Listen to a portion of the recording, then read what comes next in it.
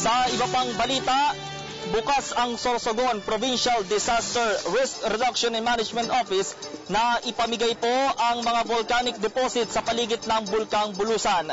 Paliwanag ng Sorsogon PDRRMO, maaari aniya itong mapakinabangan ng ilang organisasyon, lalo na ang mga abong tumigas kaysa maging lahar at dumaloy pa sa mga residente sa pagpasok ng malalakas na ulan.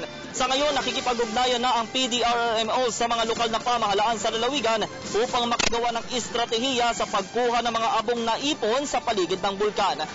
Bukod sa agarang pagpapamigay ay kailangan ding maging maingat sa pagkuha nito mula sa paligid ng bulkan na patuloy na nagpaparamdam o pagpaparamdam ng abnormalidad. Sa pinakahuling datos, umabot na sa 50 metro na abo ang ibinuga ng Bulusan na nakaapekto sa dalawang bayan sa nasabing lalawigan.